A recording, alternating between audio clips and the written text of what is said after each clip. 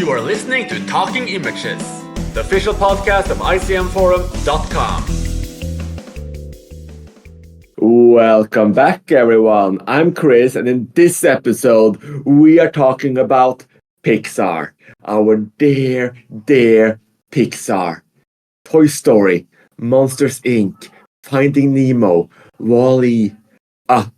There was a time when every new Pixar release was not just a big event for children and families, but the film community as a whole. No other American animation studio seemed to push boundaries the same way, take their audience as seriously, and appeal to young and old viewers alike with true human emotions that could hit hard, and magic that just didn't fade.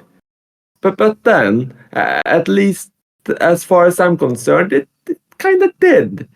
And I don't think I'm alone in that. So, looking at the ratings on IMDb, out of their first 11 films, 8 have a rating of 8.0 or higher, with one just below at 7.9, and the remaining two obvious underachievers being A Bug's Life and Cars, both with pretty healthy 7.2 out of 10 ratings.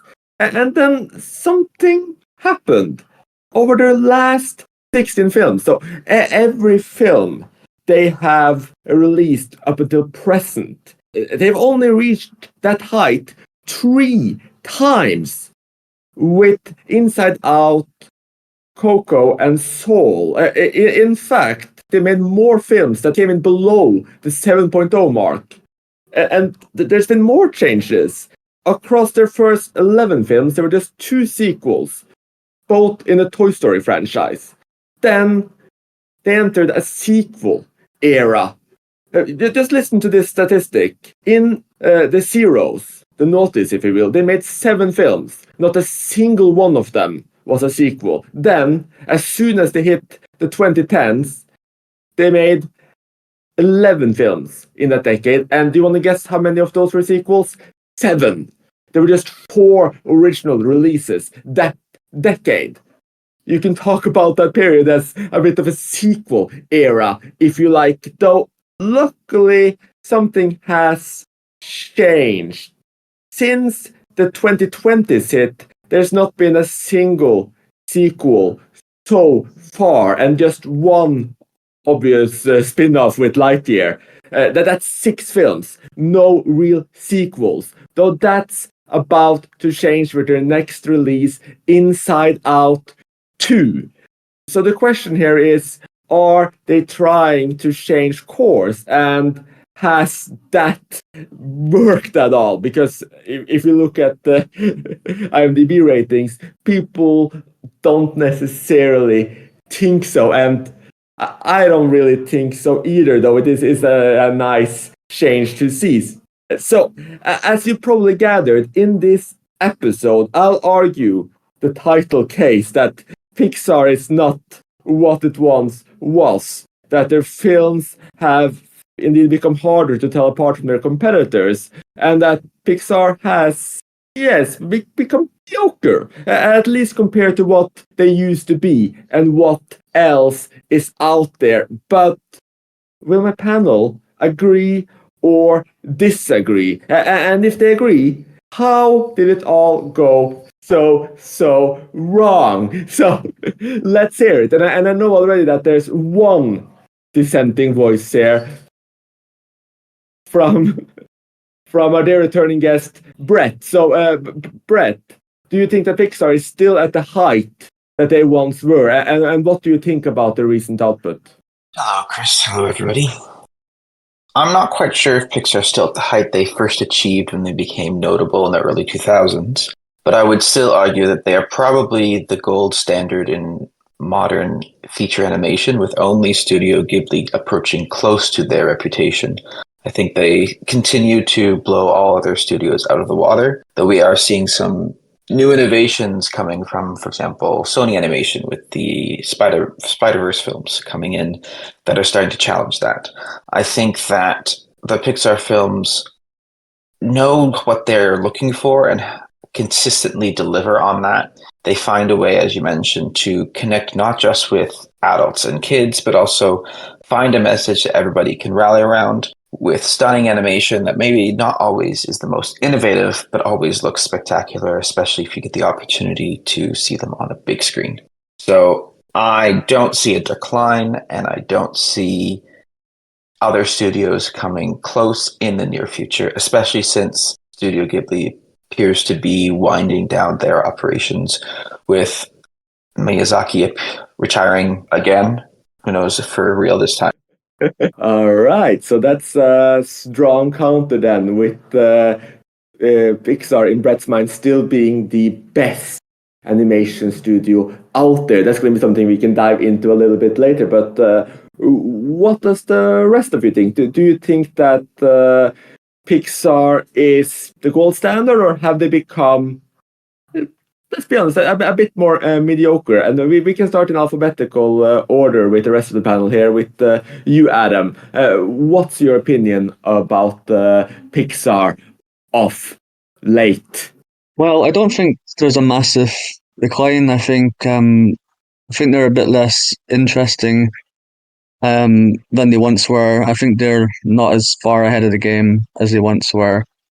So I think after the initial sort of 10 or 11 films, I think things got a bit less interesting with all the sequels. And that's when I personally lost interest. And then in the last few films, I think they've gone back to original ones.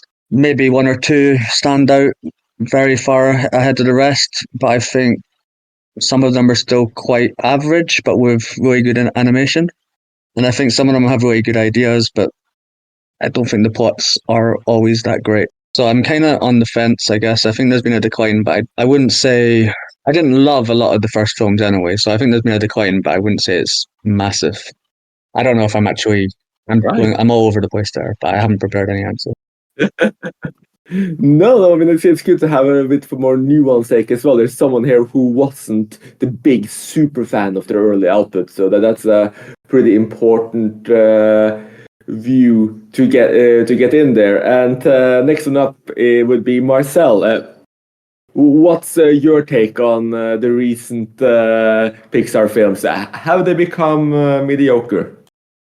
Well, it's funny you should just use the word super fan, because I kind of inevitably was a super fan. I mean, yeah, before I answer the question about do I think whether they came more mediocre, I think I need to kind of preface for context by saying that the first Pixar feature predates me, so I was inevitably raised in its thrall, right? So there was no escaping it growing up as a child so, its philosophy, characters, imagery were quite, if not deeply formative for me. I mean, yeah, The Incredibles is my first genuine, vivid memory of being in the cinema. Right? It was a truly incredible experience. I remember, walking out of the cinema pumped up, right, filled to the brim of energy and excitement. But, subsequently, like with my family, we'd go see each new Pixar release in the cinema. And it was just seeing that lamp jump onto the eye was a promise of pretty much mind-blowing experience and entertainment. And after the theatrical experience, a few months later, we'd get the DVD, and I'll just endlessly rewatch it between the ages of 6 and, let's say 12. But yeah, with regards to, is Pixar mediocre now? I suppose me having, growing up, I have to say that yes, well, yeah, they definitely had quite a decline. I mean, I'm sure there are personal exceptions, which I imagine we'll all discuss. I expect a lot of people to mention, Coco and Soul as the two 4-letter titled ones that about the afterlife that kind of stand out. But yeah, I'd definitely say that there's a sheer contrast between, my experience with Pixar as a child and seeing all those characters come to life and live in my mind as well. And now when I don't care or, don't go out of my way to see Pixar film anymore, probably will find it mediocre on average. It's good to get Superfan in there, and I think I'm not quite in the same mood because I'm a bit older than you, and I was already an adult when some of the late earlier films came out. But I was similarly excited whenever a new Pixar release was presented, and similarly to both you and Adam, I started losing interest. I mean, I started losing interest pretty much as soon as as the sequel era rolled in after Toy Story 3, and there was disappointment after disappointment. But there's one more panelist I would like to get in here before we roll out with the conversation as a whole, and that is Ben. Which camp would you say you're in, Ben? I'm probably somewhere between Adam and Brett. So I was a little older when Toy Story came out, so I don't have the nostalgia driving the love of early Pixar, but I did appreciate the quality of them compared to other animated films coming out at the time. You know, particularly since there were hardly any CG animated films coming out. Toy Story was kind of the first big CG animated film released theatrically. So, you know, there was a bit of innovation from that standpoint. And then each film coming out, the animation improved as other studios started releasing films. You kind of, they always seem to step behind Pixar. And so I think in a way that also gave you these rose-tinted glasses of looking on Pixar even more favorably than perhaps their plots would dictate. It's especially in the early days, their plots seem to boil down to what if, you know, these non-human things could talk, and then go from there. You know, what if toys could talk? What if monsters could talk? What if cars could talk? What if bugs could talk, etc.? They managed to spin some compelling plots out of that, but there was a kind of sameness in the feel even in those early ones. And I don't think so much that they've gone downhill as that other studios have started to catch up. And, you know, I do have some reservations about Pixar as a whole, but I don't think they're considerably worse than they used to be. Right, so now we have kind of sorted each other out here a bit. So we have Marcel and myself in the Pixar has, you know, had a huge quality drop camp. Then we have Adam and Ben in the always being mixed on Pixar, but they've probably gone down a bit and they're not that interested. And we have Brett in the still being a pretty happy camper with what Pixar is putting out and finding films still exciting camp. And as even Marcel said, I mean, it's not all doom and gloom. There are a few titles that we all seem to be excited about as well. So my next question is, we can start rolling this out in alphabetical order, starting with Adam, and just interrupt or jump in if you have anything to say on what anyone else has expressed.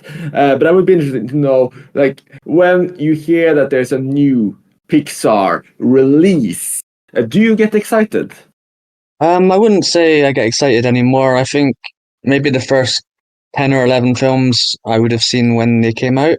But since Toy Story 3, I don't think I've really watched any of them very quickly, apart from maybe Toy Story 4. So I don't get excited, but I recently caught up on quite a few of the new ones. Like this year, I kind of watched the last few. And I still think they're a decent watch, but I think it's been a long time since I've been excited. Just one other point on the whole superfan kind of idea. I guess I'm a super fan with the Toy Story films, at least up until the third one.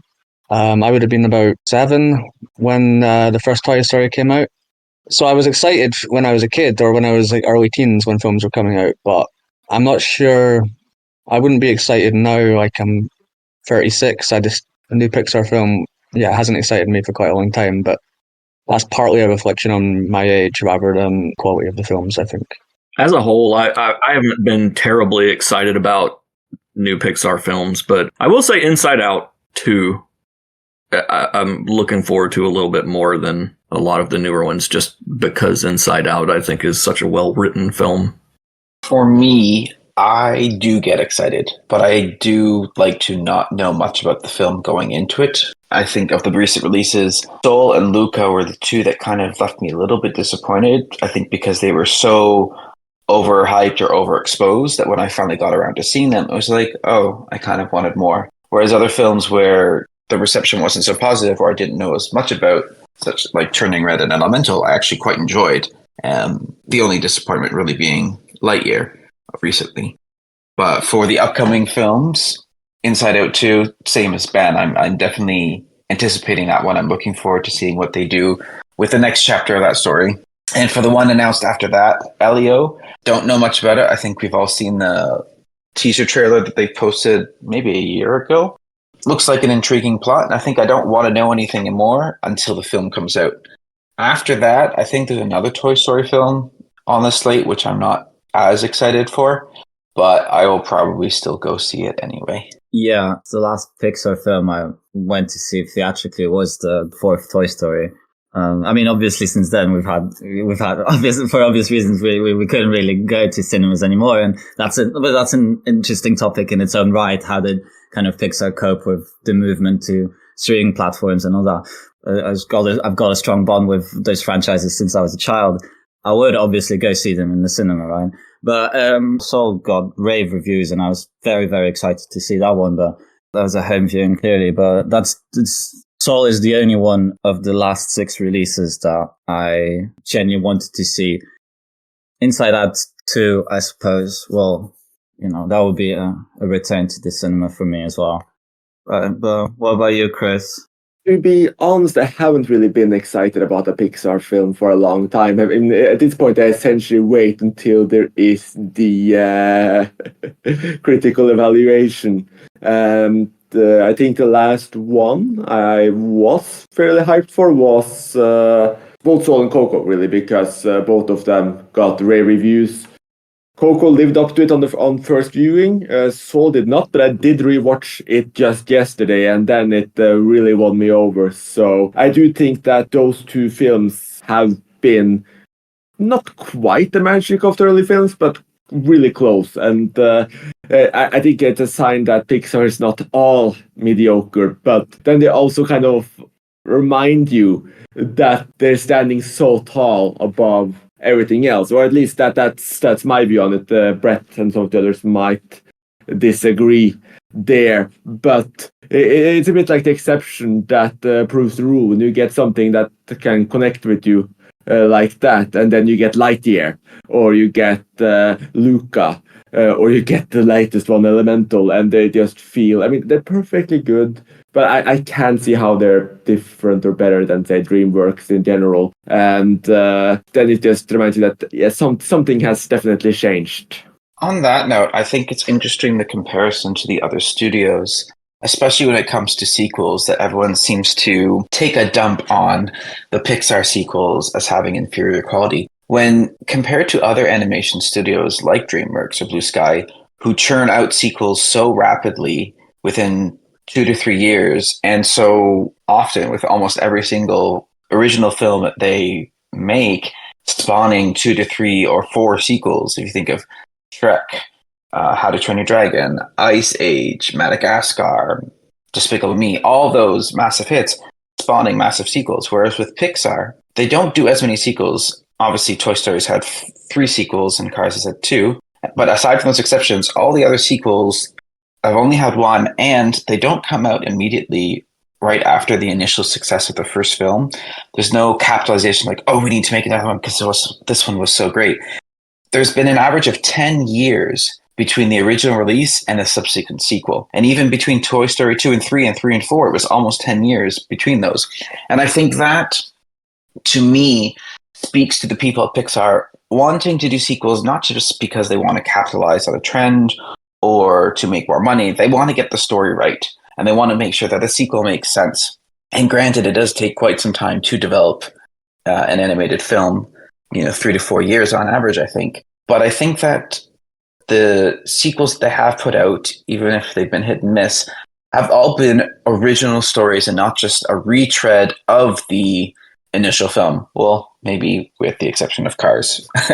And so, yeah, I think Cars is the universally looked down upon franchise. And I'm not quite sure why, because it should work, but it just, for me and for a lot of other people, it didn't.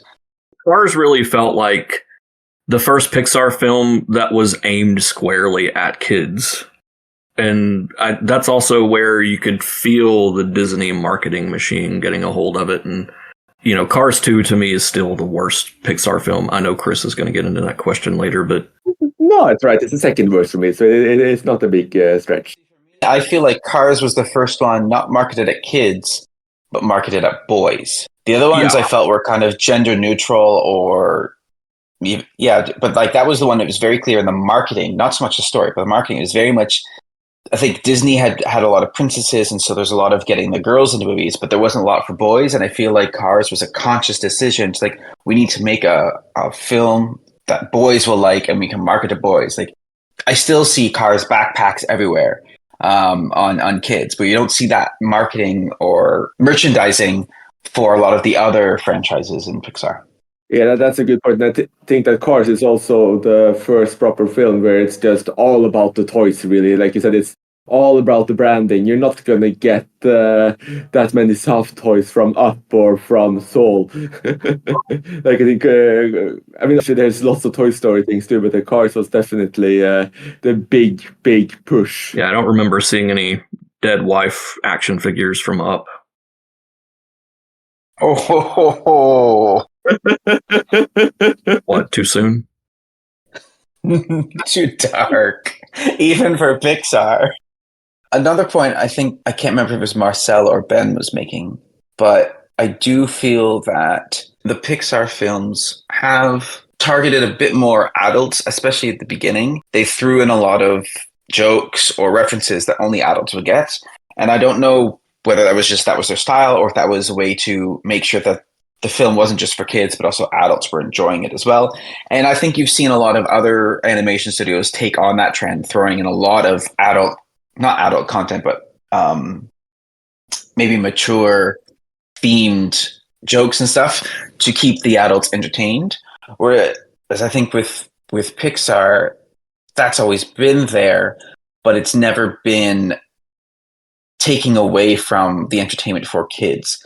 And I look back at Onward, for example, which is a film that wasn't too well received, and I think coming out in the pandemic really hurt it, and that didn't get the theatrical audience like the previous films did. But that's something my nephews, who are now 11 and 7, love. Like, my eldest nephew is big into Dungeons and Dragons, so for him to see a Dungeons and Dragons style story that's, kid friendly, they could rewatch that hours on end. And I think that harkens back to the earlier films where kids would just be replaying all of these films over and over again, just because they enjoy the story so much, or enjoy an aspect of the story so much. And I don't think that Pixar's lost that wonder when it comes at what do kids want and what are kids captured by.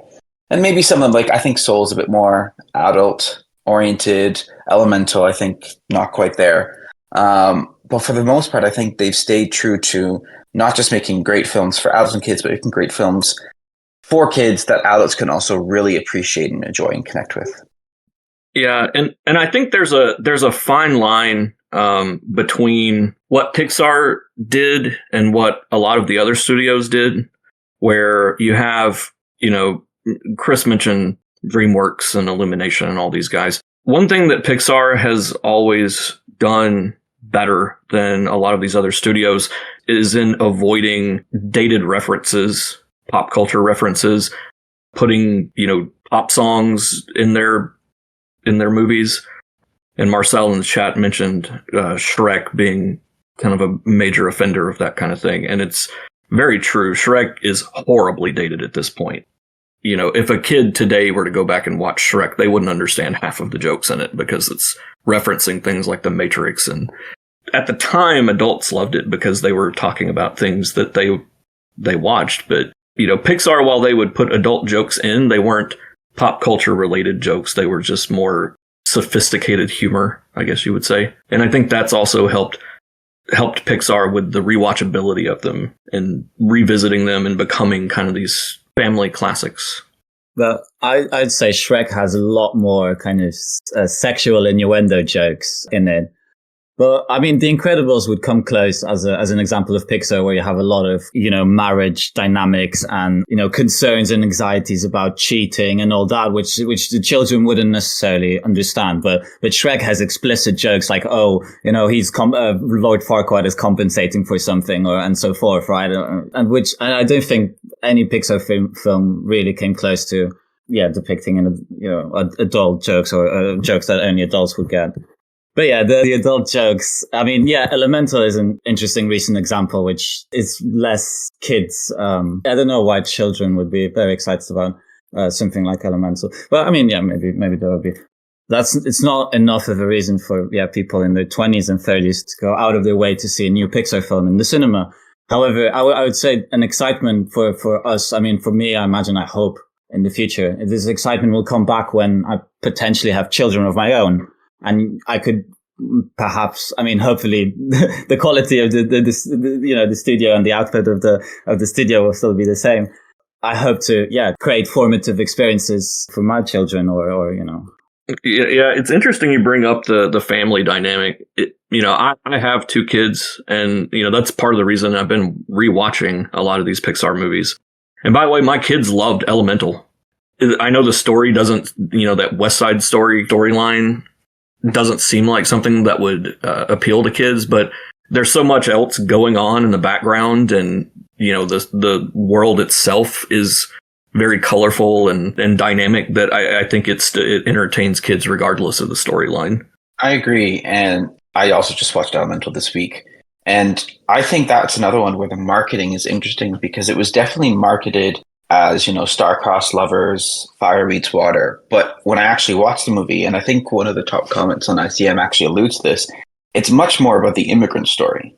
And I found that the much more engaging part of the story, which maybe doesn't speak to kids as much. And I do agree, I think the animation and the way that the elements interact, especially the water and the fire, I think that would be more appealing to the kids. But for me, as an adult, I really enjoyed the character arc of Ember, the main fire character, of, parental expectations. And I know it's been done to death by many other films, but I feel like this different spin on it worked out really well. And I was surprised at how much I liked Elemental, because I kind of figured that it's going to be kind of on the par with some of the lesser well-received films, but I thought it was quite well done. It's funny you would say that because it's in terms of conclusion and progression, it's also very, very similar to Turning Red in the sense that you have a young girl from an immigrant family who's being pushed into making a decision she doesn't necessarily want to make. That's true, though I do think, Turning Red's definitely aimed at a younger audience, with the protagonist being, I think she's 13, maybe 12. Yeah, I think so. Yes, 13. And there is a minor romance involved, but it's clearly not the plot. And it's much more about friendship and finding your place and coming into your own. Whereas I feel like Elemental is it leans more heavily into the family expectations and the romance aspects of the story. And maybe I'm also partial to Turning Red because it's set in Toronto and that's my city. So I appreciated the authenticity where Toronto actually got to be Toronto instead of masquerading as another city. Fair enough, yeah. And Turning Red was one of the better ones too. Well, I didn't actually care much for Elemental, if I'm honest. Mm-hmm. And actually, another thing I just read after watching Elemental is that the city, Elemental City, it's based on New York City. And I actually was just in New York for 2 months. And I think the director was saying that the view from Firetown into the main city was based on the view from Brooklyn and Queens looking into Manhattan. So knowing that, it was kind of interesting to point, to see the bridge across and then sort of how the parallels were with real life, and also how New York City, in terms of the immigrant communities, all those parallels, that really got me thinking. And I know that's definitely not something kids will be thinking about as well, but I thought that was a really nice touch to make the film feel a bit more grounded, given how fantastical the story was itself with all the different elements. Yeah, the city was definitely the most interesting aspect of the film. I mean, you can see it's just intricately and beautifully animated, and you can feel in every passing second of the film, you can feel it's 200 million budget. The city was was very, very interesting and the dynamic, and I hope they would go more into that kind of direction. in the kind of sort of Chinatown style, citywide conspiracy with the war being redirected and flooding the kind of fire immigrant areas, and like some more mystery kind of societal aspect. Like I would be more interested if they went into that direction rather than.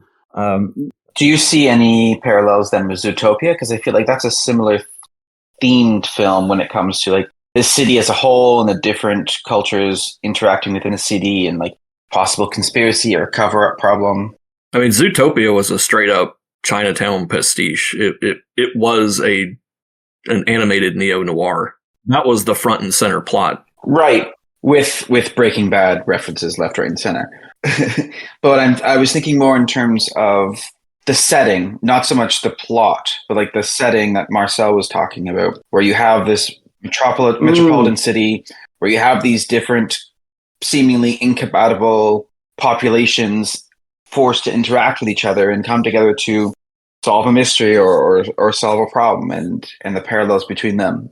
Yeah, I think you're very right there. And I actually thought about Zootopia, at least briefly, while I watched it, because you're right, like you have different cultures associated with, granted, Zootopia is with animals, here it's with elements, and there's far more animals, but it's a very, very similar idea. And I think that must have been done many, many times before as well, where you have these big cities with the different types of creatures associated with real world ethnicities and cultures, but I'm blanking on them right now. The Wall-E Axiom City couldn't be more of a contrast, though. That's just pure uniformity and.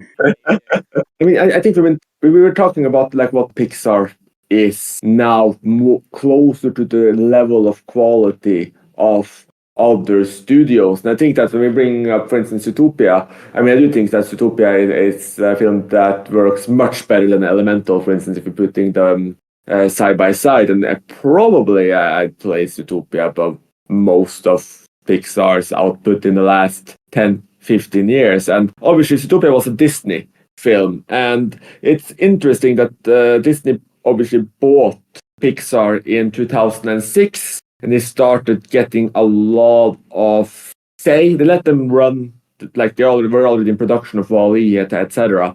But then almost immediately as those planned projects finished up, there was sequel after sequel after sequel. And at the same time, while Pixar seemed to get a bit less interesting and more sequel-oriented, Disney had this renaissance where they released some of their best regarded properties. I mean, they released Wreck-It Ralph, Frozen, Big Hero 6, Zootopia, Moana, and then they entered into a bit of a sequel phase as well. And I think that the later efforts like this decade hasn't been that exciting yet, though. Encanto and Raya and the Last Dragon have been quite well renowned and are pretty good. But I do think that in 2010s, like Disney was honestly notably better than Pixar. I mean, that's my view. I mean, I think that in the 2010s, the only real standout Pixar film to me was Inside Out. None of the others really reached that level, and I think the only other film I'd consider remotely great would maybe be Toy Story 4, but that's so far below the others that I'm not sure. But Disney just put out hit after hit after hit. That was a really interesting shift. And then in terms of the present, I actually think that Sony is doing better. I mean, I don't associate Sony with quality in the same way as Pixar, because I'm not hyped up for every single Sony animation release. But obviously they do have Into the Spider-Verse and the sequel, both of which are excellent. And then they also had The Mitchells versus the Machine, which really feels like something Pixar would have done. So I do think that they have placed themselves on the map as a really strong contender as well. You know, when I was looking at the comparison between Disney and Pixar in the 2010s, first of all, I actually like Coco quite a bit too. I would still put it slightly below Inside Out, but from a visual standpoint. Oh wait, Coco! I thought Coco. I forgot. I thought Coco was in 2020s. Yeah, Coco will be up there too. Yeah, definitely. I think Coco is still one of Pixar's most visually appealing films that they've done, especially compared to, something like Inside Out, which while I think the Inside Out screenplay was excellent, I do think visually it was kind of dull. The visualization of the dreamscape or the mindscape, where a large portion of the movie is just the two main characters wandering through a maze full of shelves with balls on them. It really just didn't pop at all. When I look at all those sequels and then look at what Disney was putting out, by the way, Disney also released some pretty big clunkers during that time too. They had stuff like Romeo and Juliet and Mars Needs Moms, which Those are not Disney. Disney released them under their... They're not Disney Animation. Like, that's a separate studio. Yeah, I know, but... Important distinction, Ben, because otherwise all of Pixar is Disney too. Exactly. Yeah, I mean, it is. That's fair. You did have Planes was released by Disney's TV animated studio, which Planes was hot garbage. That was easily the worst thing that Disney has released in a long time, and that's saying a lot. But yeah, in general, Disney studios had more consistently good output, and I think it almost felt to me like Disney was intentionally doing that, sidling Pixar with sequels to allow their in-house studio to catch up. Now, whether that's true or not, remains to be seen, but it certainly feels that way when you look side by side at what they were doing. And then it feels like once, around the Wreck-It Ralph sequel, Disney kind of let up on Pixar and allowed them to kind of go do whatever they wanted to at that point. That was kind of the tipping point where you had Incredibles 2 and Toy Story 4 around the same time. And then from that point forward, Disney started making more sequels and Pixar started making no sequels. And whether that's intentional or not, it certainly feels that way.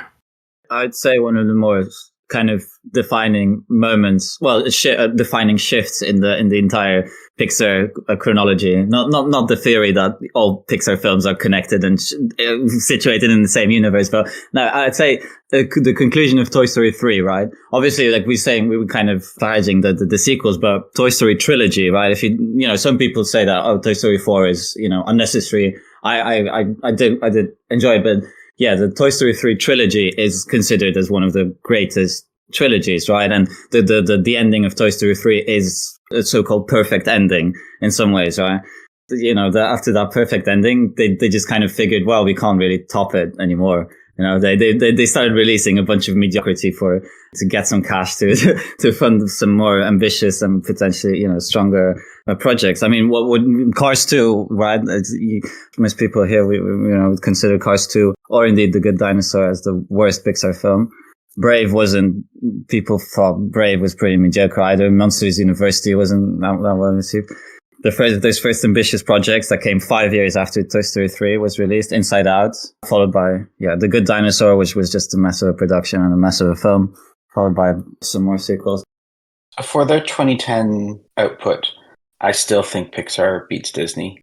I've got Toy Story 3, Coco, Inside Out, Toy Story 4, and Finding Dory all ranked higher than my first Disney film, which I have as Zootopia, followed by Wreck-It Ralph. I know Frozen was a big hit, not as great as the others, but my bottom four would then be Good Dinosaur, Big Hero 6, Cars 3, and then Cars 2 at rock bottom from that decade, from those two studios. I think neither Pixar nor Disney in the 2010s reached the heights that Disney hit in the late 80s, early 90s with the Disney Renaissance. That from Little Mermaid to Lion King, Pocahontas, or Tarzan, depending where you want to end the cutoff. I think that stretch of films is still the pinnacle of at least American animation. And I think that Disney really fell hard in the late 90s, early 2000s. So it was, by comparison, when they started making better films that were better received, it seemed like they were skyrocketing up because I think they had fallen so far. Whereas with Pixar, they had just come off of, a peak and they were maybe going down a little bit. So I feel like those two contrasts were played up for effect. And there may be some truth to, Disney surreptitiously making Pixar less good so that they could do better with their own films, which doesn't really make sense considering they're both owned by the same company, but maybe they're worried about the different brand recognitions. Who knows? But I would still say that in that decade, Pixar still put out, on average, better films, and they're definitely films that spoke better to me. That being said, I haven't rewatched any of those 2010s films, so maybe my opinion will change after I rewatch some or all of them. Yeah, and I also didn't mention Toy Story 3 there because Toy Story 3 is one of my favorites as well. So I would start the count, I guess, in 2011 or 2012 if I want to swing it in Disney's favor. And yeah, you're right. It wasn't all perfect from Disney. And the narrative that you have Pixar falling and Disney improving may have a little bit something to do there. Though I do think that, well, actually, yeah, Disney did come out of a big slump there. I mean, before the purchase of Pixar, they hadn't really had. Let me just quickly check my list here. Like they had the big hits in the 90s, obviously. There was the Renaissance with Beauty and the Beast and Aladdin and The Lion King, Pocahontas. But then, they did, as the 2000s were closing in after Tarzan, they did Fantasia 2000, Dinosaur, Atlantis Lost Empire, Treasure Planet. I mean, they're not terrible. Like you have Lilo and Stitch, you have The Emperor's New Groove. Oh, Home on the Range, Chicken Little. Yeah, okay, never mind. Yeah, so you can see there was like this Meet the Robinsons. Bolt was pretty mediocre. You had this period where... But yeah, Home on the Range is easily the worst. I think it's easily the worst animated Disney movie they've ever made. I don't know. Those 1940s ones are pretty darn close. Oh, I liked some of those. You mean like the animated, like the anthology ones, like Melody Time and Make Mine Music? Yeah, the wartime ones. Right. I haven't actually seen those. Maybe we should do an episode on those. But I mean, I those are entertaining to me. Home on the Range was actively painful. Yeah, it was pretty abysmal. It was like Talking Cows. The jokes were bad consistently. The screenplay was lazy. The animation wasn't very good. It felt incredibly tossed off. That easily Disney's worst movie. Yeah. I mean, in the 2000s, really, I would say only Emperor's New Groove and Lilo and Stitch got good reception. Even then, Lilo and Stitch is the only one I really liked. And I think that the sort of Disney resurgence started when Princess and the Frog came out in 2009. That was really when things started to look up for them. Yes. And Princess of the Frog was a bit of a throwback too, because that was like the advertised as their first 2D in ages and their return to norm. And then, they went all in with 3D afterwards. Yeah, Tangled, I always, remembering back, Tangled seemed kind of a turning point for Disney Animation, where it was their first big, successful CG animated one. They had done some before, like Chicken Little, but yeah, exactly. And Tangled, it was like, hey, Disney is doing fairy tales again in a big way. Yes, and they also twisted it around a bit. They were also trying to be Shrek a little bit. Not quite, but they were like, we're self-aware now. I felt like Tangled struck a little bit better balance than Shrek, honestly. Well, also, Tangled was based on an existing fairy tale, while Shrek was based on a book that most people hadn't heard of. So like it was... Yeah. They had more of a framework that people were familiar with, that they could identify with without knowing anything else. It's like, oh, it's the Rapunzel story? Okay, I already kind of know what to expect, and it's just going to be a twist. And I think the important thing there is they called it Tangled instead of calling it Rapunzel because they deviated so much from the traditional fairy tale, whereas the other ones like Beauty and the Beast or Little Mermaid, they very much stuck to the existing story and then just kind of made some modernizations or Disneyfications. Yeah. Going back to Pixar, though, what is the worst Pixar movie? I know there seems to be some contention between Good Dinosaur and Cars 2. If does anyone think that it's not one of those two? Oh, yes, I'd love to hear that. Well, I'd say that Turning Red and The Good Dinosaur, which I both saw very recently, I'd rank them as my least favorites. Oh, wow, Turning Red. Yeah, I don't know. The first 20, 30 minutes, I was quite, excited and it was promising. It was this fast-paced, ambiguous Kafka metamorphosis, coming of age story. But it just got increasingly lost in me as it went along. And I just, at the end of the film, I was preferring even The Good Dinosaur, which has a weird kind of experimental vibe to it. I don't, but it is obviously a mess of a film. And currently, I would say Turning Red is my least favorite. For me, Cars 2 is the lowest one I rated on. I gave it a 6.6. Followed by Lightyear, I gave a 6.8. These are scales out of 10. And the other films that come close are Cars and Cars 3, which I both gave 7.2. Everything else I've got at 7.6 or above, which is pretty darn decent. But yeah, Cars 2 was just... why? Cars 2 felt like Disney pushing the marketing. I mean, it didn't have any nuance to it at all. It was basically, what if Mater was James Bond and go? And a lot more Mater, one of my least favorite characters in any Pixar movie. And just the plotting felt lazy. The plot has potential to be fun, but the movie just wasn't. Yeah. I actually liked Cars 3 pretty well. It was the only Cars movie where they tried to kind of inject some of the Pixar pathos. And you know, it was kind of a midlife crisis, learning when to retire and let go for the new generation kind of theme to it, which I thought was interesting. I imagine that there were probably guys in the Pixar studio that were feeling that way and wanted to tell that kind of story. What about you, Adam? Yeah, well, I caught up on most of the films in the last few days, but I haven't watched the Cars sequels yet because I guess I disliked Cars so much that the prospect of sitting through the sequels just sounds like a lot of pain. So maybe I'll watch them one day. But I watched The Good Dinosaur a couple of days ago, and I was pretty much blown away by how bad it was, because I kind of feel like Pixar, even if they make mediocre films, at least there's normally redeeming kind of qualities, but I actually struggled to get through The Good Dinosaur. The plot was like just so dull and kind of like, I know, like I read about there was bad production, like there was production difficulties, and I think that comes through. I just thought it was by far the dullest Pixar film I've ever seen, and I thought it was really, really weak. But yeah, the Cars sequels could well be below it, but there are only two that I haven't watched yet. But I think they'll be struggling to get worse than The Good Dinosaur based on what I've seen. I mean, you can think about Cars too, as since you don't like Cars, as Cars, but it's even worse. But yeah, no, I didn't hate Cars. I thought it was perfectly pleasant. I didn't hate Cars 2 either. I thought it's like I said, it's my second least favorite. But it was still relatively enjoyable. In fact, every single thing that Pixar has ever done, I would put in the enjoyable camp, except for The Good Dinosaur.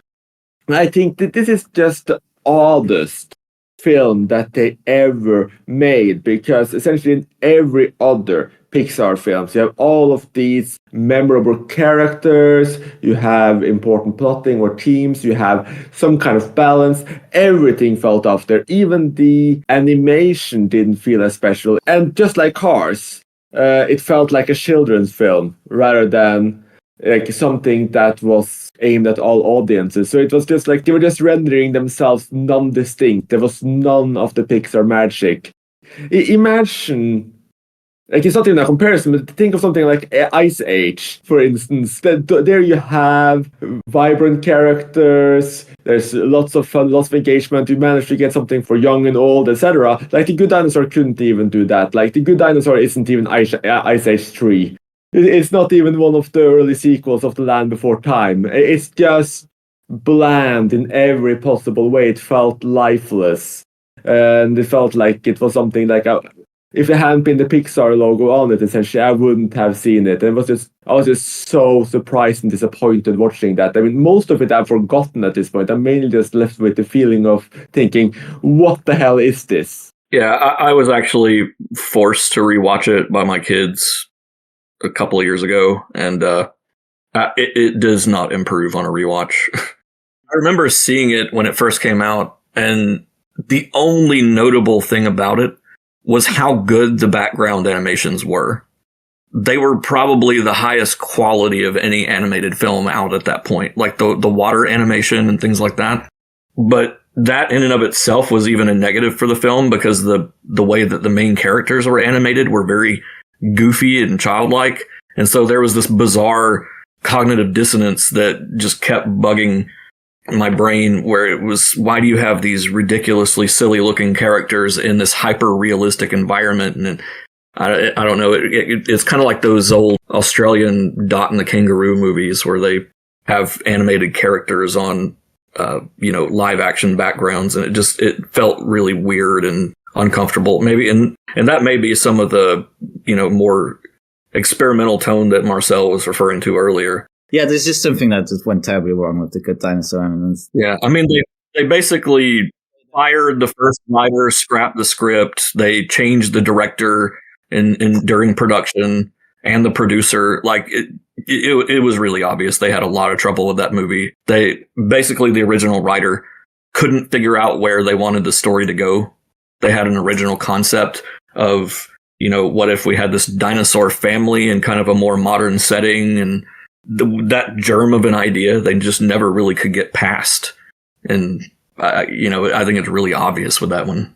Yeah, I just wanted to agree on the animation. I think the animation of the dinosaurs, I mean, beyond having a mediocre plot, the animation of the dinosaurs was just really off-putting, and I think that made the film even worse. I think also the whole concept of the film was that dinosaurs haven't been wiped out, yet the plot just had like that one has like Spot, the boy who doesn't speak, and it was like, I don't really see what the point was in saying dinosaurs haven't been wiped out when there were barely any humans in the film. There weren't many dinosaurs in the film. You had a human that didn't even speak. Pretty much everything about that film annoyed me in a way that even something like Cars, which I didn't like, had some good qualities, but I would say almost every part of The Good Dinosaur annoyed me in some way, which is not normal for Pixar, even with the sequels. Yeah, at least with Cars, they knew that the plot worked because it was basically Doc Hollywood. And they were like, well, Doc Hollywood was a kind of a success, so we'll just do that with Cars.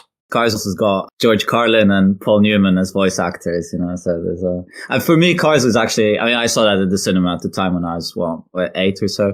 That was a cool and interesting kind of first insight into rural, cut-off town America, right? Route 66, right?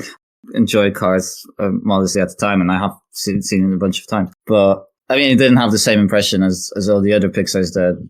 Even there, you already have this theme of, right, the younger generations inevitably are going to outgrow you, or you're going to, but you still have something to teach them and so forth, right? Pixar is all about just this generations teaching each other stuff. I mean, yeah, it's crazy. That's why I shouldn't really watch Pixar's in this close succession, because there is a lot of repetitive themes and material in it. I don't know how you felt about it, Adam, like seeing, binging pretty much 4 or 5 Pixar films in a row, especially the newer ones that you haven't seen. And I spread out the newer ones a little bit more. I thought they were all pretty decent, just maybe not as good as the old ones. I think binging the sequels was a bit harder. But yeah, I don't think watching like Incredibles 2, Monsters University, Finding Dory all in a row and stuff is a great idea.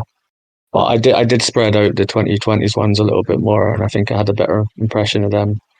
The good thing about watching the sequels, though, is that it's been about 20 years since I've seen the first ones, so I think that helped a lot in that I can't remember the first ones that well. And I think watching the sequels a long time after the first one came out makes them less repetitive, probably. Maybe it benefits them. I also went through a bit of a first-time viewing spree and a rewatch spree, and I didn't mind the recent ones. I saw Turning Red for the first time. I saw Onward for the first time. I saw Elemental for the first time.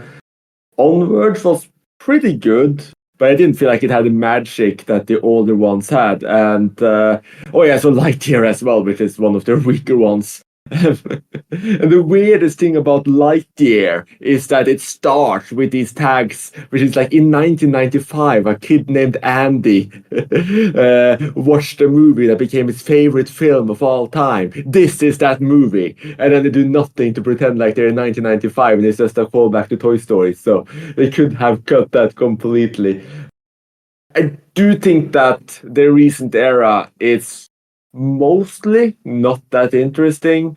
Lightyear wasn't that special, Elemental wasn't that special, Luca wasn't that special, that's a step above them. However, I did really enjoy Turning Red, which you pointed out as one of their worst, Marcel. I actually thought it was a film that, while it didn't really replicate all of the magic of old Pixar, I think it's a film that used magic and whimsy to, essentially it's a first period parable, where instead of getting her first period, a girl turns into a red panda.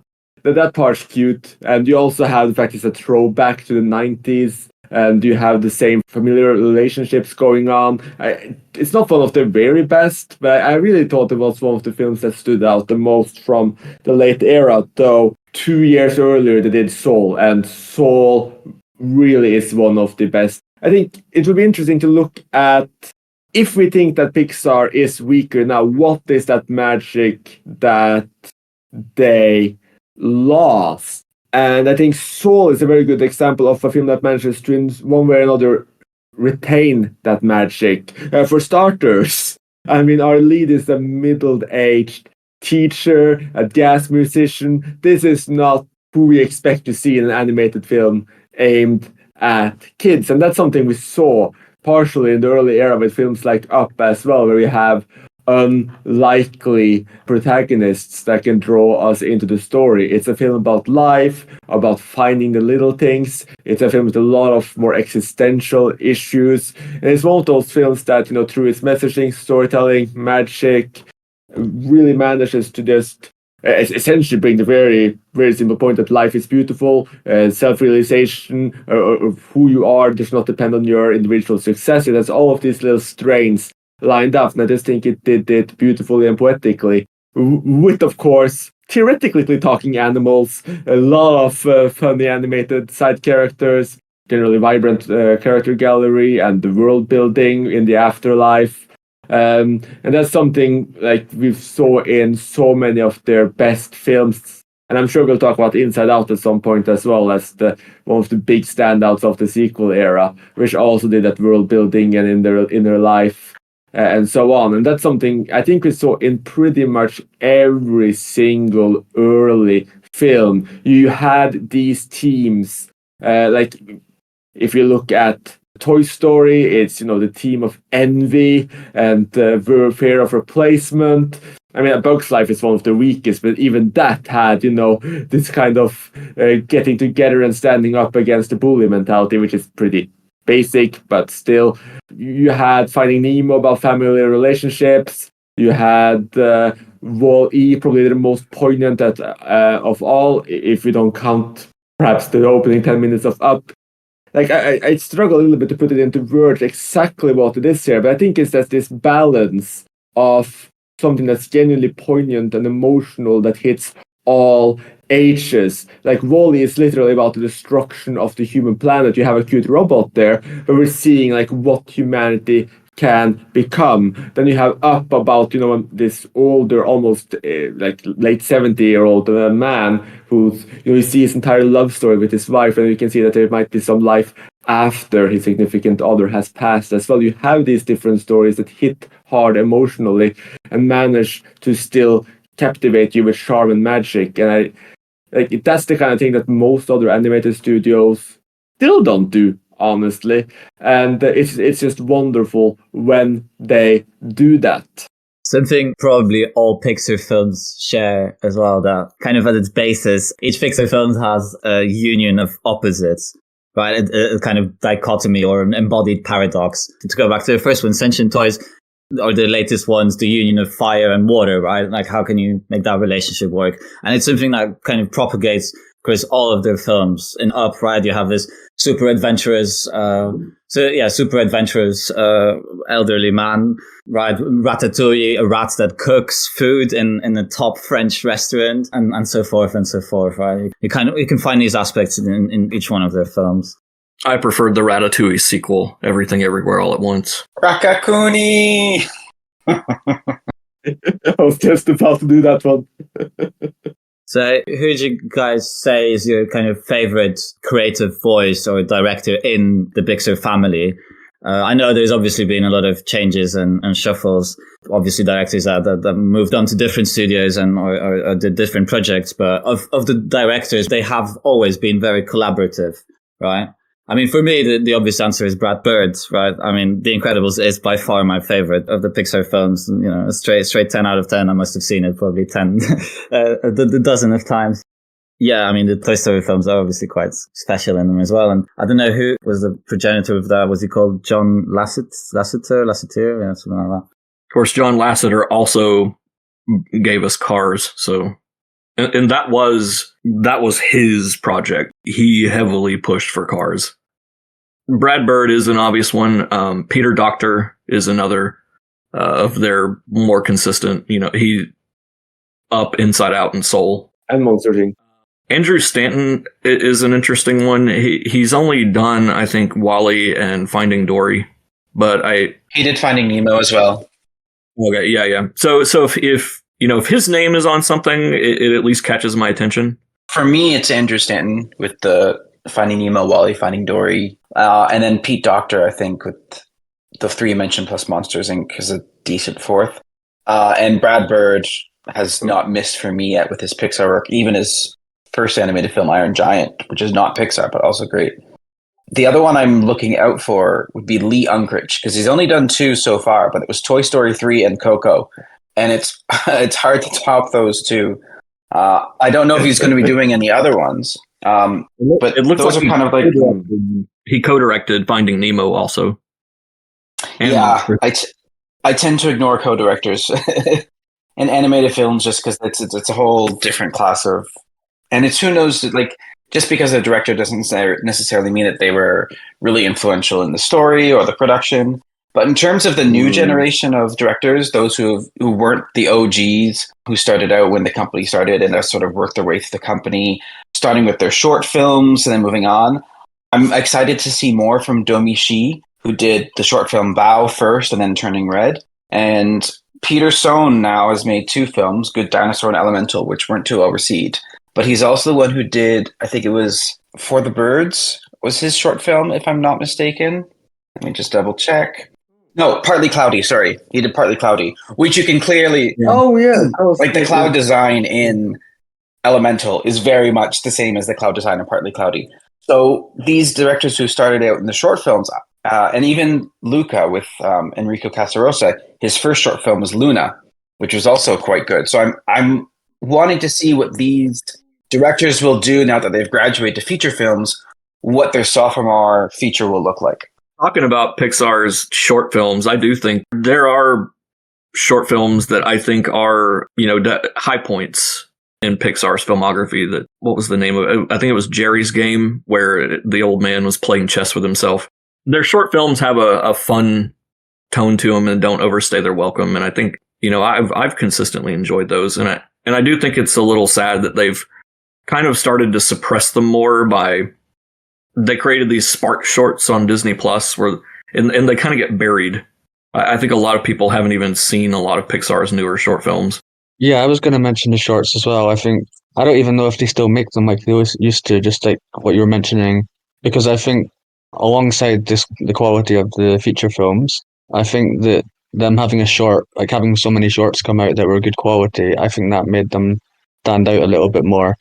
And although I just caught up with the recent feature films, I've kind of lost track of if there are any big shorts, but certainly at their peak. They've released 14 shorts in the last 5 years. Wow. So I think that people just don't know they exist. Yeah, I guess that's the point, yeah. Because they're on Disney Plus. Part of it too, though, is because of the pandemic, they weren't getting the theatrical release like they used to. Yeah. Like, I remember when we went to see Finding Dory in theaters, and the opening short, Piper, was just, it blew everyone away. It was just phenomenal. But we all got exposed to it on that big screen, whereas if it had been a pandemic release on Disney Plus, a lot of people would have just skipped it and gone straight to the feature. So I feel like they lost a bit of that showcase. But I do think with Elemental, I was reading, one of the shorts did get released. Yeah, it was one of the Doug from Up. They did a bunch of shorts with him on Disney Plus, but the last one, they released it in theaters with Elemental, but I haven't seen it yet. The Oscar-nominated one this year, Burrow, got released with Soul in its theatrical release. It's not nominated this year. That was in 2020. Yeah, sorry. Oh, okay. Did I say this year? I meant just Oscar-nominated short. Yeah, but like Burrow and Kickball were both Oscar-nominated, and they were both Spark shorts. And most people probably don't know they exist because they're Spark shorts, which is sad. I think I stumbled upon Kickball on YouTube because that's where it first came out. And I was like, oh, what's this one? And then I realized afterwards that it was a Pixar short and that it was part of an ongoing series. Mm-hmm. Yeah, because if you go on Wikipedia, like, it has original shorts, and the last one's 2018. After that, it all becomes Spark Shorts. So I guess That's just original concept. If you go further down, there's feature related. So like, yeah, they're the ones that are connected to the films, right? Usually like special features on the Blu-rays, that kind of thing. Yeah, the feature related ones are connected to the feature films, whereas the original shorts were released in the cinema, but alongside a film, but they weren't featuring their characters or anything, I think. Right, so there's a bunch of Toy Story shorts, there's a bunch of like Up, Brave, everything basically.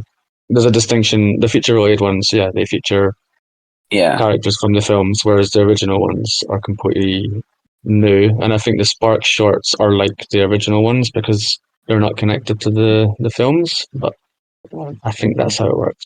But just out of interest, would you say that the Spark shorts are as good as the shorts they used to release that would blow everyone away? Up there. yeah, there's some really good ones. But I think it was initially created as like a talent development program for young directors to give them an opportunity to create. So they weren't necessarily put as much budget into them. But yeah, there's some great of those Spark shorts. So I like them. I didn't realize there's a new one that came out this year. I haven't seen yet, but I've seen all the other ones.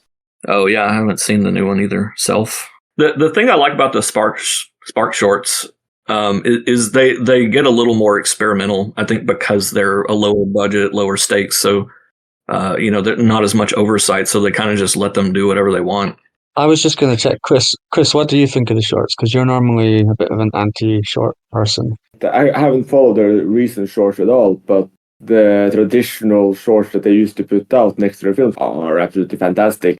The amount of creativity and obvious love that they put into those projects, and just how well they work as well, because Pixar's older shorts, like Gary's Game, like Partly Cloudy, etc., they're not really in the ballpark of, say, these sketch ideas. They're still hitting you with a portion of emotion. They're doing something more creative visually as well, and the best one still manages to have that bit of magic. So and tell it in such a short time. So I was always very, very impressed, even though they're not all equal. I was always very, very impressed by just how well they came out, honestly, because their overall quality matched, since I haven't seen the recent one, their output.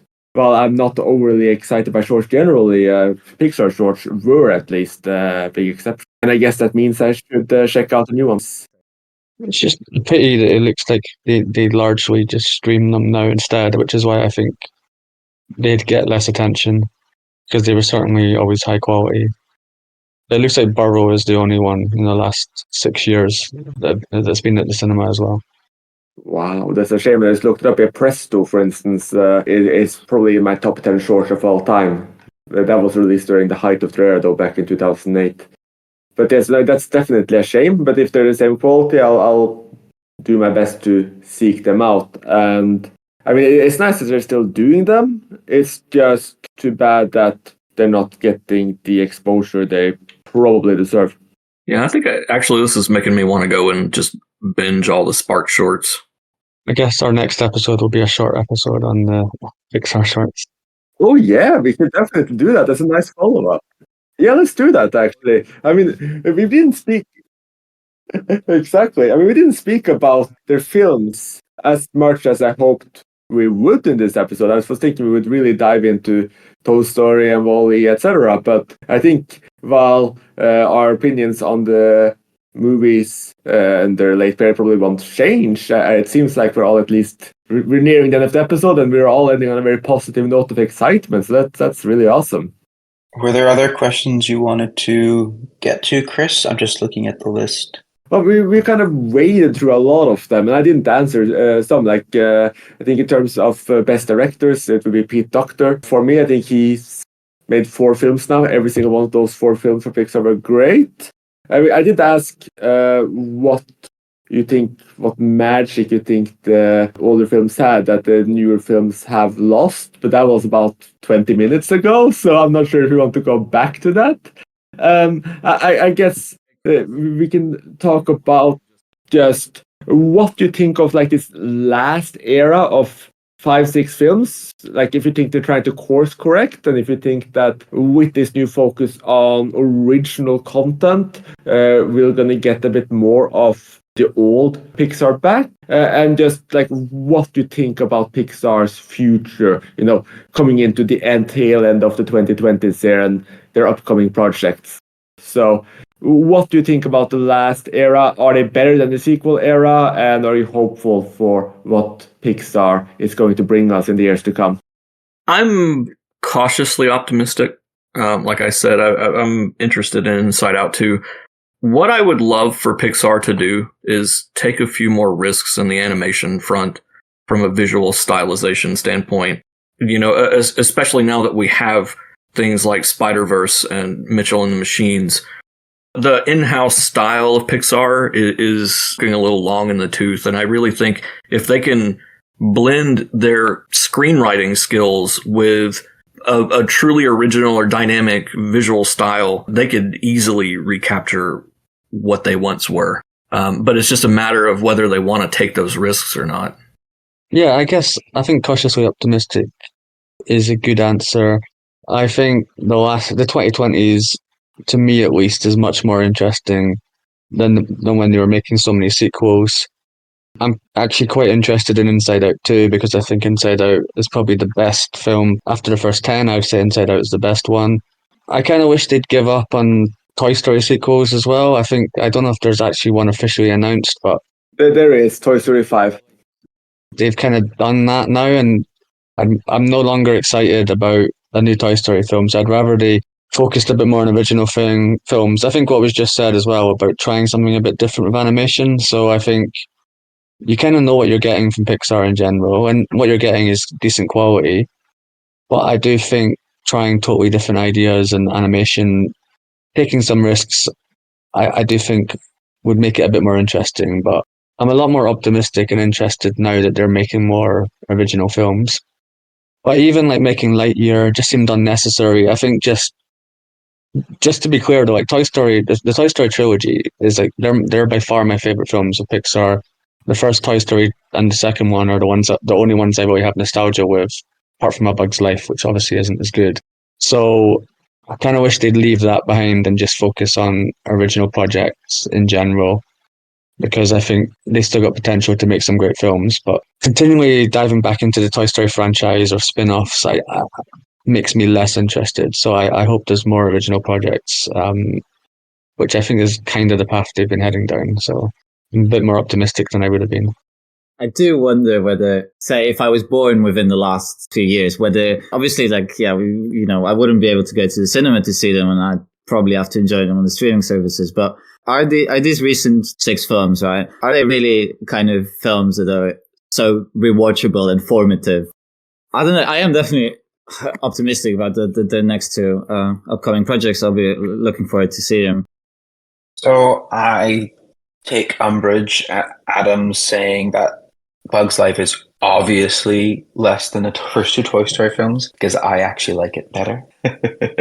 With regards to, I mean, it's also the only film I really need to rewatch, because I haven't seen it in 20 years. I mean, I do like A Bug's Life. It's just the last time I saw it, again, was the 90s. I really like A Bug's Life, but I've never rewatched it. And Toy Story films I've watched multiple times. There's been lots of sequels. But I'm definitely not criticizing A Bug's Life. I think I like it more than most because I was about 10 the last time I saw it. So, but I like it. I had it on video. I had it on VHS actually, so I must have watched it a few times when I was a kid. I rewatched Bug's Life pretty recently, and honestly, I would put it pretty far below Toy Story, the Toy Story movies. I definitely prefer Toy Story ones. It's very hard to comment on a film I last saw when I was like very young. But yeah, Toy Story is definitely better than A Bug's Life. I mean, I think that's unless we want to do another podcast on Toy Story versus A Bug's Life. Yeah, we could. Or just the Toy Story, or just the best Pixar films. We can actually talk about them in detail. I mean, I actually rewatched A Bug's Life yesterday as well, and I thought it was great. I mean, if A Bug's Life came out today, I would be heralding it as, is Pixar getting back into shape? Released when it was, it's their weakest of the early era with the exception of Cars. That's my view. And it's the most conventional. You have the princess, it's basic romance story, it's trying to impress the princess with the big schemes, but it has a lovable side gallery of characters, lots of fun, lots of inventiveness. It works perfectly well. It's just not as magical as the Toy Story films or any of the other big films from that era in my mind. But yeah, no, it's still a great film. Did Brett actually answer? Because I think we just went off on a Bug's Life tangent. That's So okay. maybe go back to Brett after 5 minutes of us arguing about a Bug's Life. Yes. No worries. Go ahead.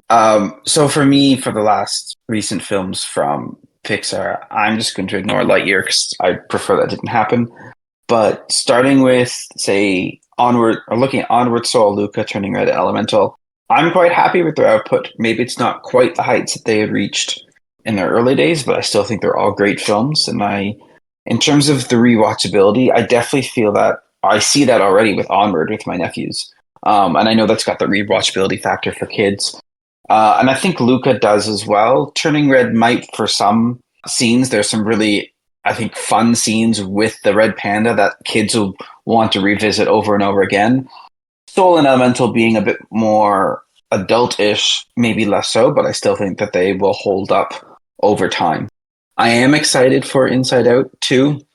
Even if it is a sequel, I think the first film was just such an unexplored concept that the second film's going to just go in a greater direction. And I think because the first one was such a success, it's going to be very hard for this one to flop. I am curious about Elio. I feel like that can go either way. It can be an amazing film or it can just be a miss. And I'm interested to see how that one ends up turning out. I will see it regardless, but I'm curious as to what the general audience will be, because that may dictate whether they're going to take more risks on original stories and out there concepts, or fall back on more tried and true Toy Story sequels. While I'm a bit disappointed in the recent output, I mean, I wasn't impressed by Elemental like some of you were, and I think that Peterson is probably the weakest recurring director. Though it was a good step up from The Good Dinosaur, so maybe he'll impress more on his next outing. I do think that the overall quality is solid. I think Soul really has the magic of the early films. I think Turning Red is a very worthy Pixar entry, and like I said, Onward to Luca are pretty good. I'm not overly negative towards the future of Pixar. I just don't think they are quite what they were. I'll definitely be looking out for future Pete Docter films, that's for sure, because he hasn't let me down yet. And while I was probably complaining a bit about sequels earlier, and I would honestly say that the only great Pixar sequels there ever been are the Toy Story sequels, I do actually think that Inside Out 2 has the potential to be the second great Pixar sequel. So I am cautiously optimistic for that one, and I am cautiously optimistic for Elio as well. I'm really hopeful that Pixar is going to keep picking up, that their new original content is going to be more inspired. I don't think that anything they'll do will be Lightyear style disappointment. Even Lightyear was pretty fun. They haven't done anything as off key as The Good Dinosaur yet. So, I mean, I think it's funny that, when we list our least favorites, it was Cars 2 from 2011 and The Good Dinosaur from 2015. So, we're almost 10 years away from both since they had their low point, which can only be a pretty good thing. So, is Pixar actually getting better? Getting less mediocre? I mean, we would love to hear from you guys in the comments on the forum as well. We'll have a thread set up for this on the forum under the title, Is Pixar Mediocre Now? So just go there, join the conversation, let us know which side you are on, and until next time, though I can promise this next episode, I'm sure all of us will be watching new Pixar shorts, and it sounds like that episode will be happening sooner or later. So stay tuned, and thank you so much for listening. Join us again soon. You have been listening to Talking Images, the official podcast of icmforum.com.